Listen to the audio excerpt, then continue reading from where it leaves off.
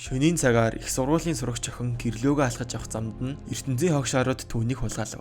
Хулгаалсан охиноо дөрөв мөчлөөд хог шарууд түүнтэй биологийн ажил хийнэ гэж байхад нь манай гол дүр болох Юя найзуудтай зүгээр охин харна гэж гараагүй мүү гэхэд нь найзуудынх нь нэг нь түүнд бид нар дуусныхаа дараа чамд өгнөө. Чи зүгээр ээлж хүлээгээд л олон юм ярихгүй машинаа жолоод гэдгийг.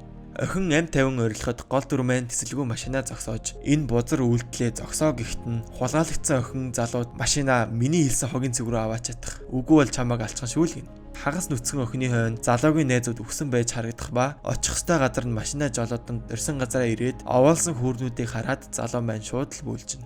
Гинэт найзууд нь үхчихсэн. Дээрээс нь нөгөө охин болох Хитоми чамааг зүхтгал юм бол алчхан шүү гэж сүвдүүлээд байхад л зүхтаах гээд овоолсон хогийн дээр авирсаар оргилд нь гарахад чанх урд нь хогийн цэвэрлчихсэн. Боксing дивжээ магийн юм харагдана. Энэ одоо юу вэ гэд өөрөөсөө асуудал. Хажуу талд нь зогсож буугаар энэ бол Зайбацу бүлэгмийн дивжээ гэж хэлэхэд аврал ирсэн мань Юя түн дээр очин манай найзууд нэг ахлах сургуулийн охинд алагдчихлаа. Туслаач гэтэл наад охин чин хүн амьтан хоёрын релиз буюу нэг төрлийн генетикийн өөрчлөлтөнд орсон мангасал юм байна гэдэг.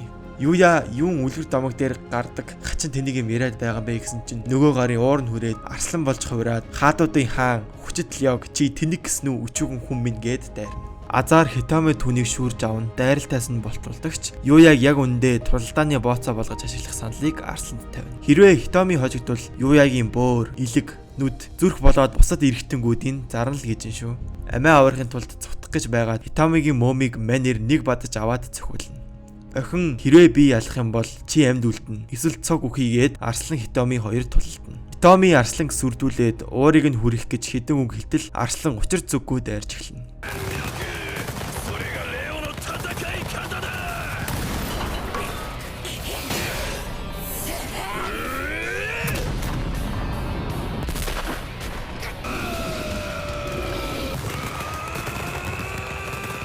Өчүүгэн бүдэнч байсан би бүх хүчээрээ тулдна гэд цохилт өгөх боломжгүйгээр ударгаа зөрүүлэн байтал Арслангийн 3 хуруу алга болов. Тэр 3 хурууг нь Хитоми таслаад газар шидэв. Арслангаас айдаггүй чи хинбэ гэхэд нь Хитоми өөрийн хувирлаа тайлбарлана. Тэрбээр дорог гэх ямар ч амтнаас айдаггүй нэг хөхтөн амтны хувиралтай юм байлаа л т. Ухаан муутай тэнгээр нь дахин нэг удаа дуутахад Арслангийн уур нь дээд зэгтээ хүрээд өмнөх цохилтоо дахин нэг удаа хийх гэтэл Хитоми Арслангийн ямар цохилт хийх гэж байгааг гадарсан тул зөрүүлээд урт тумсаараа мөрийг нь зүсээд хождог.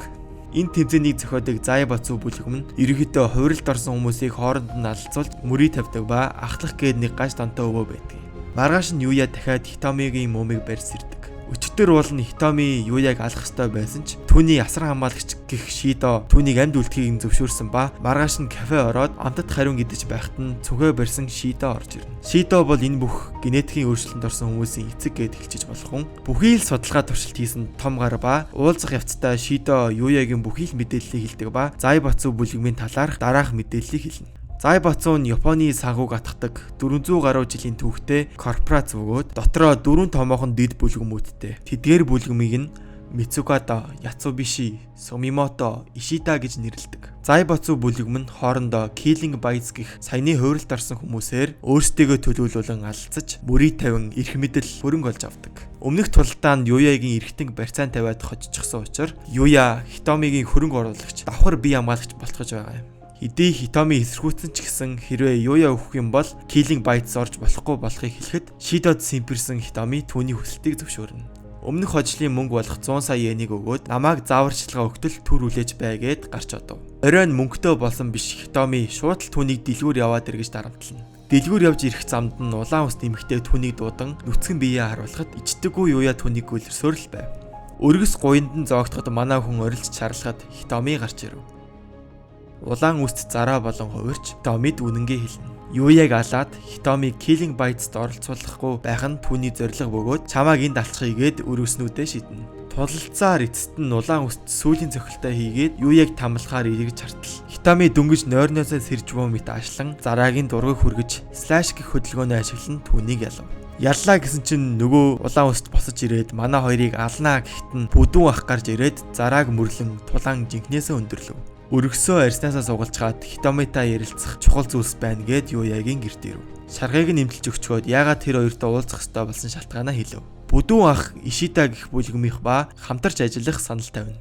Хитоми би хүчтэй надад хамтрах хүсэл алга гэхэд нь Юягийн утас дугарч Ичида бүлгэмдээ хамтрах гэсэн мессеж ирсэн тул Шидогийн хэлсэн болгоныг нохоошоо гүйцэтгэдэг Хитоми саналыг нь зөвшөөрнө. Маргааш нь Шидо Хитомиг Юягийн сургуульд оруулсан байх бөгөөд хичээл заана гэж багш нь ч гурилдаад сурагчт нь ч комик ном уншаад унтах нь унтаж байдаг. Их сургуулийн амьдралыг гайхаад бие заш байхад нь дээрээс нь улбар шар ус төхөн түүнтэй яриа өрнүүлнэ. Охиныг ээрүү заа гэх ба Яцуу биши бүлгэмийн дулаанч. Чи миний сонирхлыг ихэд татаж байна гэд шээж байхад нь өмсөж байсан бандажийг нь хулгайлчихв. Шагналаа авсан юм чинь явлаа гэд гүүхэд Хитоми түүний хойноос хөөн. Хөөж явхдаа Юята тааран мөргөж унаад хамаг юма харуулсан ч тоосон шинжгүй Эрүүзагийн хойноос хөөн. Бараг гүйцгийн даваан дээр Эрүүза гинтийн эргэлт хийн Хитомигийн дээр гарч суув.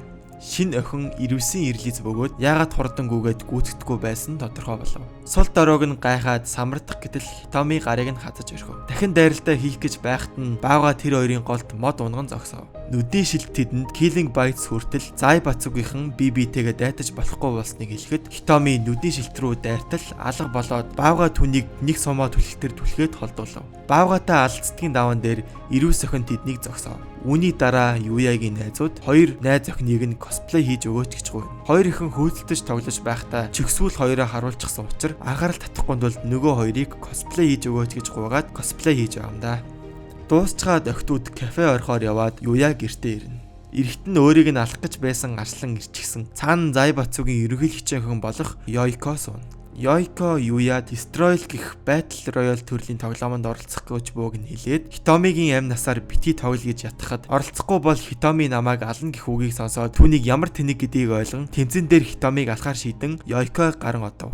Destroy-д оролцохын тулд багт дор аяж 3 гишүүн байх ёстой бөгөөд Хитомиг тэмцээнд оролцуулах хүсэлгүй бусад Зай Бацу бүлгэмийнхэн боломжит тулаанчдыг бүгдийг нь Ишита бүлгэмд нэгтгэхээргүй болгосон байв.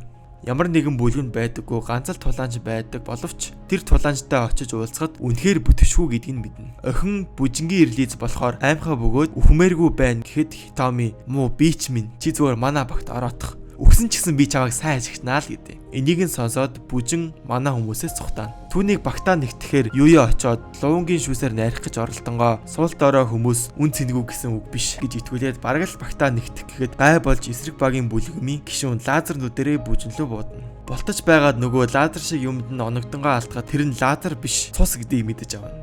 Нөгөө буудаад байгаа хүн нь охин бөгөөд эвэртэй гөрвлийн ирлиз ба ядаж байхад тэр амьтан нүднээсээ цусаар буудаж болоод байдаг. Бүжин зүгтаасаар гудамжийн үзүүр хүртэлгүйгээд баригдана. Алуулгын даваан дээр Баатар Хитоми ирэн гөрвөлтэй тулддаг гэхэд гөрвөл зөвхөн нүднээсээ биш энэ тэндээс нь буудаад Хитомиг ойртуулдаггүй. Энэ үед туулаа том чихээ ашиглан гөрвөлийн ойн дахин нэг гөрвөл байгаа хэлнэ. Мэдээлэл авсан Хитоми төмөр шидэн хойно байсан гөрвөлийг зогсоон урдах гөрвөлийг ялна. Гөрвөлийн эгчдүүс арай өхөөгүй байх ба бүжин охин тэднийг дийлсэн гэж хэлгээд тэднийг явуулав. Бүжин би тэднийг ялцглаа гэд хит хөөрсөндөө Ишита бүлгэмд орохоор болно. Тэмцээний өмнө жижигхэн уулзалт болох бөгөөд өмнө нь Юяг алах гээд байсан арслан болох Яомэн манай талынхтай мэдлэн. Минд мэдчихэд байж байтал цааган талаас нь Эрөөзогийн ах болох Тайга гарч ирээд Яог тулахгүй гэсэн мэдээг сонсоод ууртаал байна.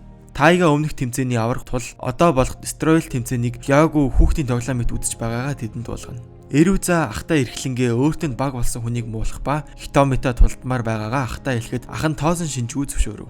Гэрэл ундарч тоглоомын хөтлөгч тайзанд Шидог өрнө. Тэрбээр тэмцээний дүрмийг танилцуулах ба тоглогчид тулаанд оролцож буй хүмүүсээ шатрын хүүшиг ашиглан 100 нүдтэй шатрын өрг дээр байлдана. Нэг нүдэнд 2 тоглогч орох юм бол тэдгээр тулаанчид байлдаж болох бөгөөд нэмээд хэдэн тулаанч нэг дор байлдаж болно.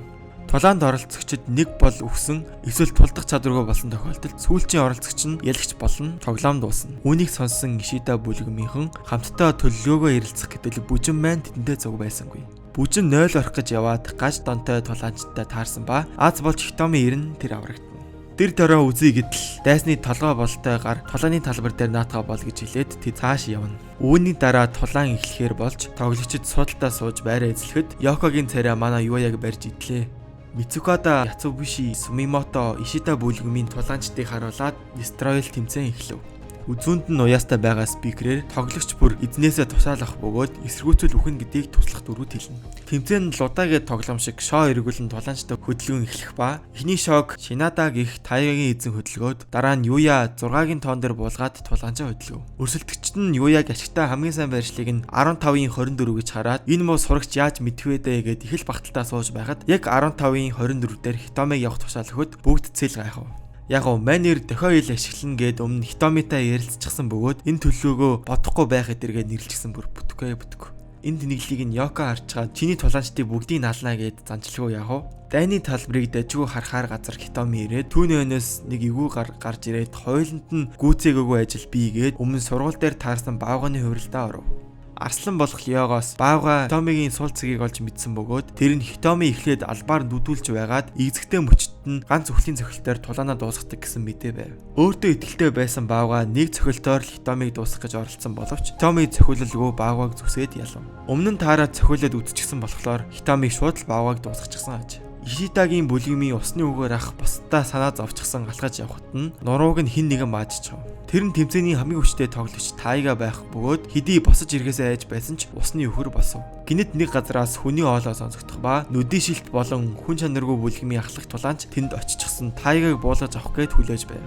Барын хувиралтай Тайгатай хамтдаа үзье гэсэн ч эго өндөртэй Сумимото бүлгэмийн гар би ганцаараа түүнтэй нэгийг үзнэ гэд матрийн хувиралтаа орон Тайгатай тултана. Тулдаж байх явцад нүдийн шилт тэр хоёрын тулаанд хошууд өргөд залхсан Тайга тэдэнтэй бүхэл хүчээр үзгээр шийдэн горилыг ухаан алдуулаад модноос мод руу дамжсаар матрийг буулгаж авав. Хоёр тулаанчийг буулгаж авсан барыг өдөрцөн тоглогч их л таагүй байдалтай байх ба түүний хоёр дахь тулаанч болох Тайгагийн дүү Ирүүс охин өрхөнд орсноос мэдлгүй дайсныхаа ардаас хөнө.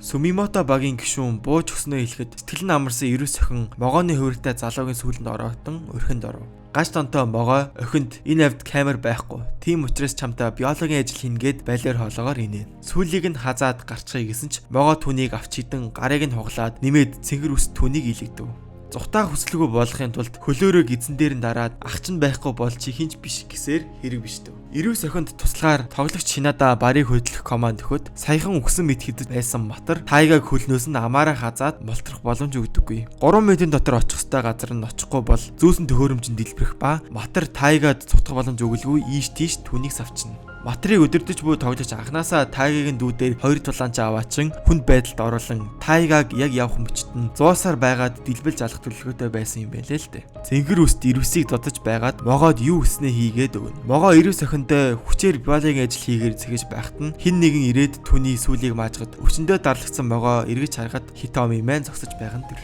Юя хамгийн ашигтай байралд байсан Хитомиг найзыгаа авар гэд хөдөлгсөн гэхэд тоглогч болон үзэгч нар бүгд түүнийг шоолон инээн. Шууд дамжуулалтын багийнхан камера аваад юу болж байгааг дэлгэцээр цацтал Хитоми ялагдаж байгаа нь үзэгдэв. Цэгэр үст гөрвлийн хувиралтай бөгөөд гарандаа дигэмэт олон зүү шиг зүйлүүдтэй ба тэрийг ашиглан Хитомиг хэцүү байдалд оруулна. Ажил хэрэг бараг бүчлээ гэж бодсон могоо биологийн ажлаа эхлэхээр эргэж хартал Ирүүс охин түүнийг маажин Хитомигийн хажууд ирэв.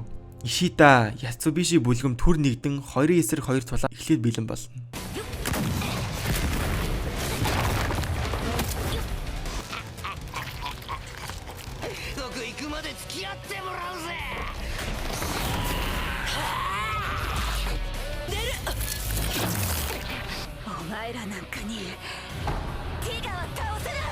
Матар барыг ийш тийш савсаар байтал бар матраас зуран хамтдаа өгөхээр болно.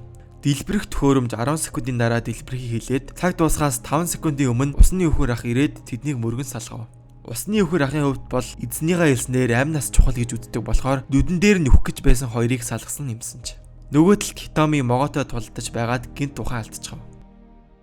Могоо хороо агаарт уусган Хитомиг хөдлөх боломжгүй болгоод түүний хамтрагч нь Ирүүсийг ийш тийш сэгсчихнэ.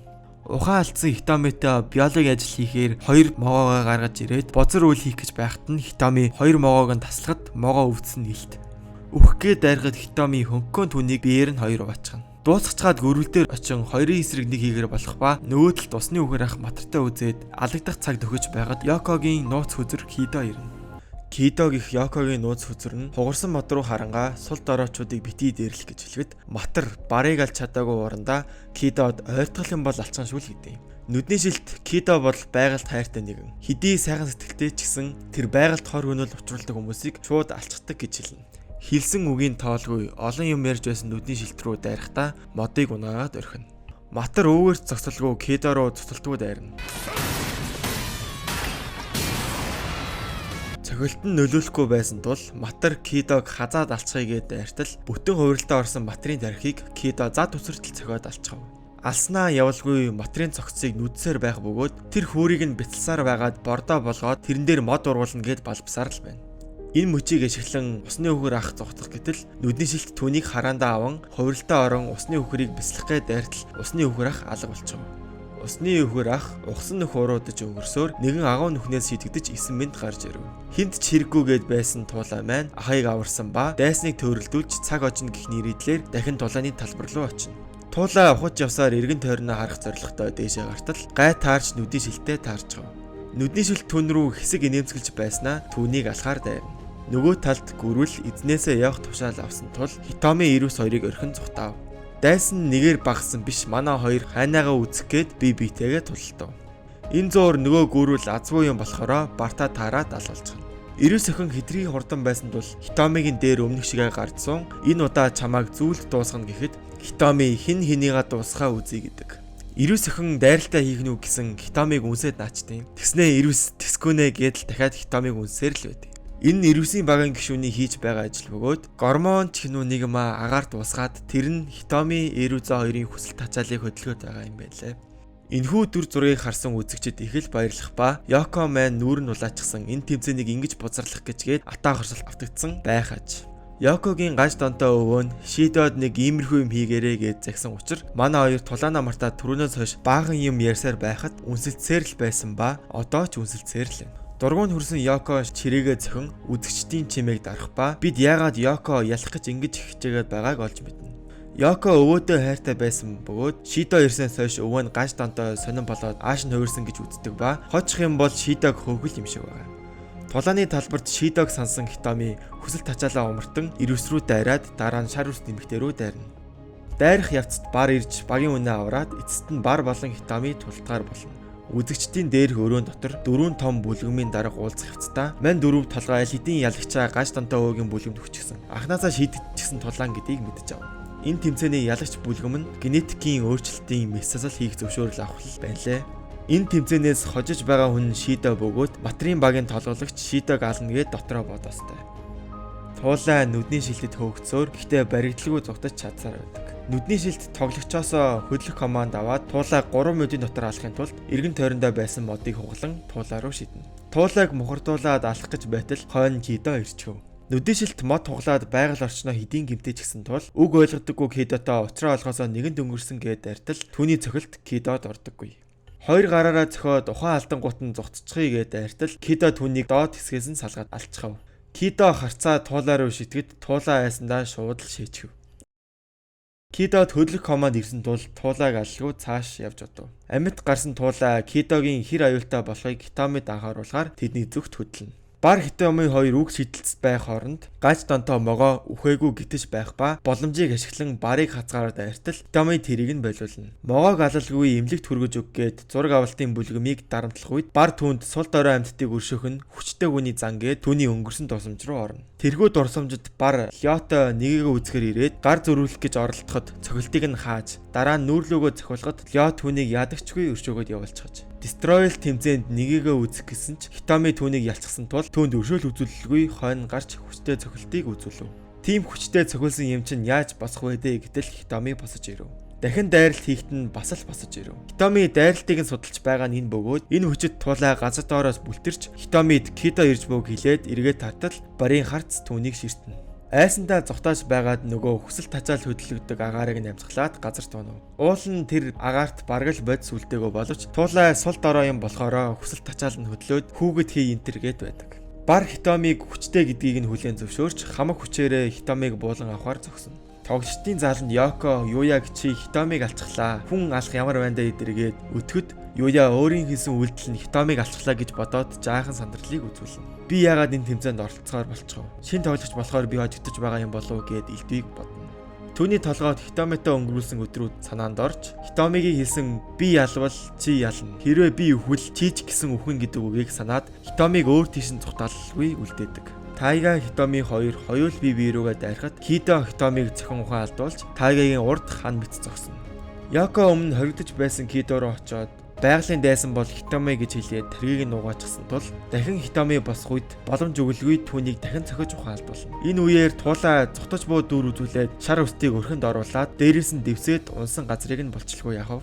Хитомиг алахын даваан дээр бар түүнийг аврах ба Кидог өөрийнх нь агнаж байсан ангийг булаасан хэмээгээд алхаар дайрна. 2 сарвуугаараа нүрийг нь маажаад цохилтоос нь давхар бултаад гиндүүлэх замаар хүчтэй дайралтай хийв. Алчихгүй гэсэн Кидо хүлгүй бүрэн хууралтай орсон байв. Кидогийн хуурал нь Панголин гих хоёрд дуулгаар хүрээлүүлсэн амьтан учир дайрах болон хамгаалах урлагаа бидэнд үзүүлнэ.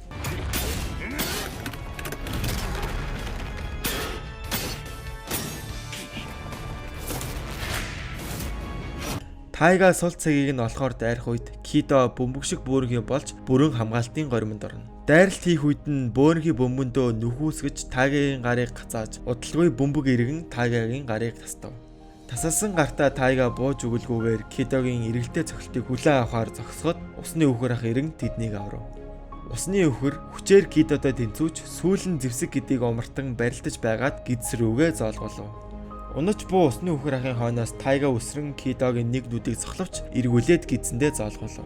Энэ мөчийг насаараа хүлээсэн Яко тэмцээнийг дуусаагүй байхад өөрийн хочлоо бусдад зарлан бусад хүмүүсийг арчаагүй тэнхэрэн дуудаж байх ёстой газар мэд хэмээгээд гаж дуугаар инээн. Хамгийн эзэгтэй үед мэдээч Хитомигаас гэрэл цацран түүний жинхэнэ төрх гарч ирэв. Шидо тайлбарлахдаа Хитоми бол анханасаа хувирсан хүн байсан бөгөөд бусад хүмүүс шиг генетикээ мэс заслаар өөрчлөлөөгөө хэмээгээд 7 жилийн өмнөх Хонконгийн гудамж руу дүрсшилж байна. Тэр үед залуу Шидо хамтрагчтайгаа хоол идэн гизээ баярлуулж байхад нэгэн сүүдэр идэх гэж байсан хоолыг нь шүүрээд зүхтав.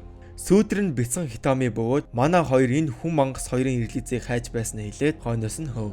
Хуссан хоолоо амтхан идэж бөөг бяцхан Хитоми руу очоод дахианы мах өгөн найрах гэтэл Хитоми махнаас биш Шидогийн гарыг хазаад дахианы махыг аван зүхтав. Үүнээс хойш өдөр бүр Шидо Хитоми дээр хоол аваачин өгч заримдаа хувцас авчран өмсүүлэх гэж оролдон заримдаа чихэр авчран түүнд өгөн. Ажилдаа дарагдсан Шидо ганц өдөр Хитоми дээр очиогууд Хитоми уурал нь түүний толгойг хадсан зодож хитэрт оруулсан ч Шидо тэр хоёрын хоорондох зай улам багасаар байна гэж хамтрагчтай хэлсээр. Хамтрагч нь маргааш түүнийг хүчээр барина гэж хэлэхэд оройн Шидо Хитомид хамтрагчаа хуулна. Түүнтэй өдөр бүр ярьдаг байсан үр ашиг өгч бяцхан Хитоми Шидогийн нэрийг анх удаага хэлэхэд Шидо ихэд баярлав. Баяр хөөргийг хагалж түүний хамтрагч нь Хитомиг буудчихав. Өөрийнх нь итгэлийг дааж байсан ганц хүн нь өөрийг нь өрхөнд оруулаа гэж бодсон Хитоми дэврээс үсрэн зүхтав.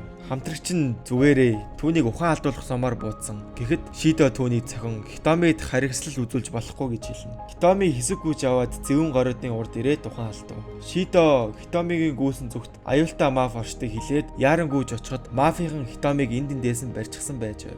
Та нараас хулгаасан бүх зүйлийн мөнгийг нь төлчихё. Түүнийг зүгээр орхичих гэхэд нөгөө хит нь Шидог зохиод хамтрагчийг нь ухаан алдуулна. Хитомиг зарж мөнгө олно гэхэд Шидо урдаа байсан гангстерыг түлхэн Хитомигийн дээр амт бамбаа болон ширүүн цохилтуудаас Хитомиг хамгаална.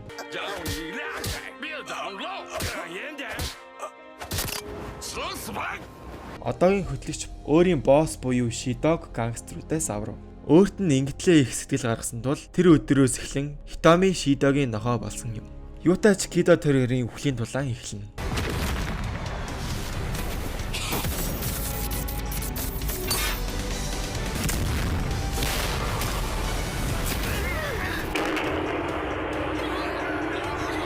Тулалдаж байх явцад гэрэл унах үед Кидо тултгаа болж биерээ цэцгсийг хамгаалав. Хитоми түн рүү ойртохын тулд цэцгсээр гიშг гэхэд Кидо түүнийг сүүлээрээ холдуулав. Дайралтууд араасаа цором боломжийг ашиглан Хитоми түүнийг дуулахгүй хэсэгтэн зүснэ. Өвчин мэдэрсэн Кидо дахин бөмбөг болон хувирч өөрийгөө хамгаалавч Хитоми түүнийг өшөглөөд хамгаалаад байсан моддыг нь хугалцав. Үүний дараа бид яагаад Кидог байгаль дэлхийг тэгтлээ хайрлаад байгааг олж мэднэ. Түүнийг өсгсөн ээж нь аавыг нь хайж явахдаа цэцэг үлдээгээд энэ цэцгийг намаа гэж бодоод хайрлаарай гэд түүнийг орхидог. Харин төрсөн эцэг нь түүний ээжийг ёс бус үгээр хэлэн чамд хайрыг ухраас хайж авсан гэд цэцэгсийг нь дэвслэнэ. Ээжийнх нь үлдээсэн ганц цэцэг хорвоо дэлхий дээр ядуу төрж зовж шаналсан гэсэн ч амьдрах хүсэл өгсөн ээжийн хайрыг нь аав нь уландаа гიშгэж байсан тул тэрбээр тэр өдөр ээжийг минь битгий дээрлэх гэж хэлээд аавыгаа алсан юм. Тэр дурсамж нь дахин сэтэрсэн тул уурандаа Хитомигийн гарыг таслав. Өвчин хит их байсан тул гараа газаж өвчнөө намдах ба дахин Кидог ялгаар дайрна.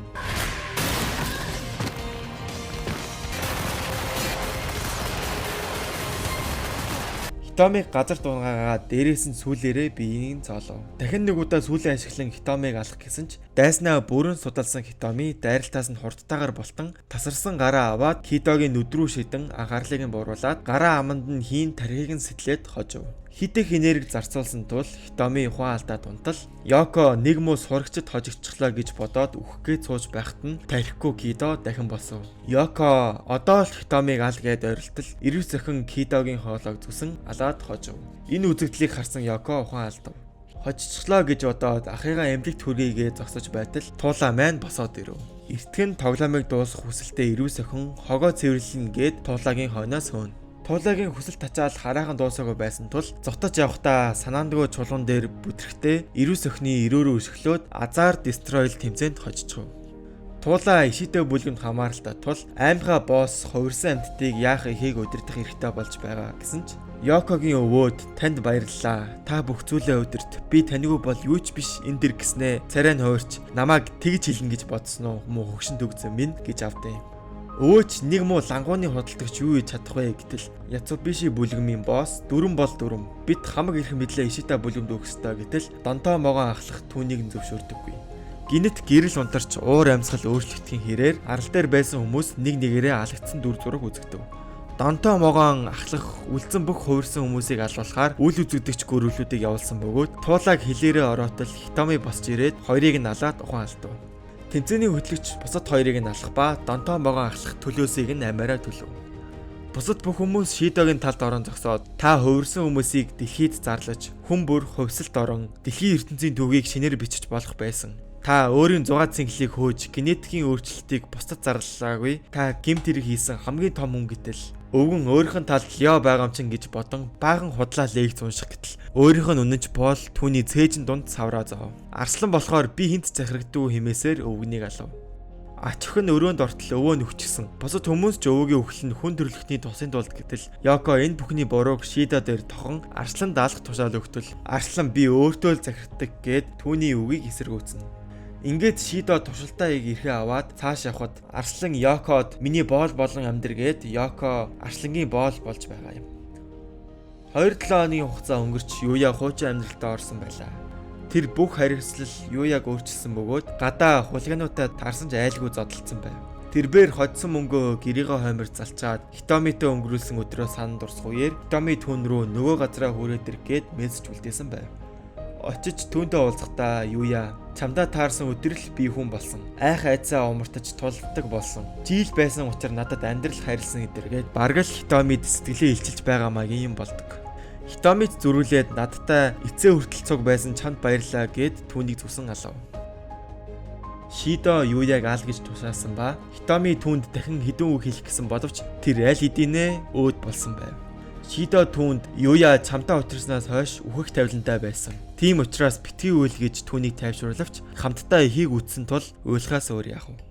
Хэдэн жилийн дараа хот хувирсан хүмүүсээр дүүрсэн байх ба Шидо хүмүүст туслах амжилтандаа хүрснийг бид харна. Тэр үед ахлах сургуулийн охин Killing Bites тэмцээнд оролцохоор яваа нь харагдаад хальт нэг залууг харуулад аниме дуусч байгаамаа. Тэгээд ямар сонь төгсдөг аниме гэсэн саяны үзүүлсэн гар эцэст нь Юя л гэж дардсан юм байлээ. Тэгээд season 2 нь гартал дахиж тайлбар хийхгүй 2018 онд гарч байсан энэ аниме season 2 нь болохоор 2025 юм уу эсвэл 2026 онд гарна гэсэн байсан. Гэхдээ бараг л гарахгүй бах та. Тэгээд цог байсанд баярлалаа. Тэгээд subscribe дараарай. Тэгээд like дараарай. Тэгээд subscribe-ийнхаа notification-ыг хасаарай заяа. Please I need this. My mom is kinda homeless.